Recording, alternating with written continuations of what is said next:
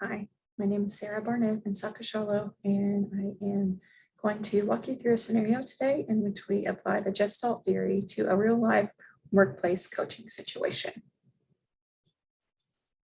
First, I'd like to provide some context. This scenario is based on at a regional public institution in Northeast Oklahoma. Situated within that institution is an office that works primarily with American Indian students on campus. This office is staffed by 3 full-time staff members, all female. We have 1 part-time GA who is male, and then we currently have 2 student workers who are also female. The part-time staff are limited to 13 to 20 hours per week each, so the majority of the work does happen among the full-time staff. Among one of those full-time staff members is a coordinator who's been working in that position for approximately 8 years. As an employee, she is dependable, she is punctual, highly organized, can work independently, but is also extremely quiet in group settings. She doesn't always share her thoughts, feedback, or opinions, even sometimes when specifically asked to share them. She has this go with the flow sort of attitude, and often these things mean that she doesn't volunteer for tasks unless we ask her to do so. So other group members often will step up first and volunteer to take on something. She is becoming more comfortable talking one-on-one and having sort of impromptu conversations to share some feedback and thoughts. And in her performance evaluation, she has mentioned the desire to pursue a graduate degree on and off, but hasn't started a program or discussed that further. After reviewing our text, I decided to focus on the Gestalt theory because it seemed to go hand in hand with the example provided for this theory, and it resonated well with my own value system and ontological views. The Gestalt theory focuses on the here and now, what the coachee is currently doing in lieu of making a change. It focuses on internal dialogue and understanding what the coachee is feeling, thinking, and perhaps even telling themselves that may present a barrier to taking the desired action or making the desired change.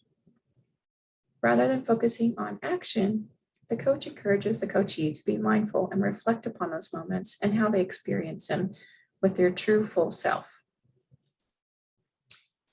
Once the coachee becomes fully aware and in tune with both their cognitive and affective experience, Gestalt theory believes that he or she will be empowered to make a desired change. In applying this theory, I thought of some questions that I might ask myself when meeting with the coachee. In terms of the here and now, how does she feel in the moments when she might be able to take action but chooses not to? In regards to the internal dialogue, what kind of self-talk is present in those moments? And I'd like to ask her to take note of the full experience, her physical reactions, her feelings, and the thoughts that she's experiencing, and what might she want to do differently? What are some appropriate next steps to changing those actions? The Gestalt theory assumes that change will naturally come with increased awareness.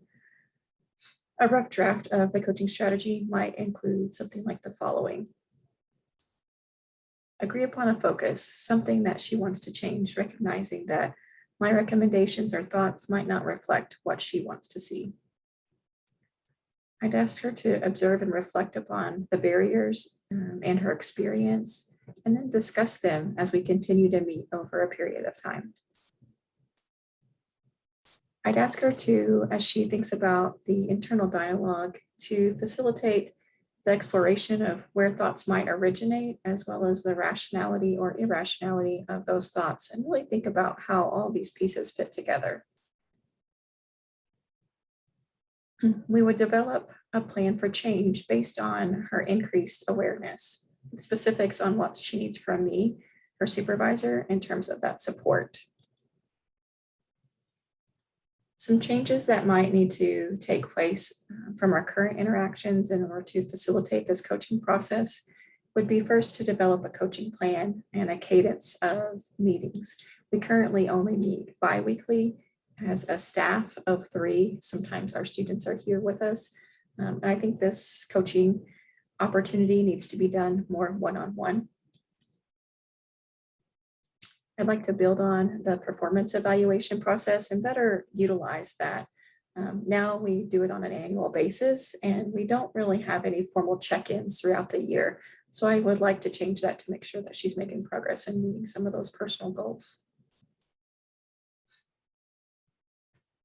In these meetings, I'd like to encourage reflection on the barriers and provide support as needed, making sure that, again, she's attending to both the cognitive and affective experience.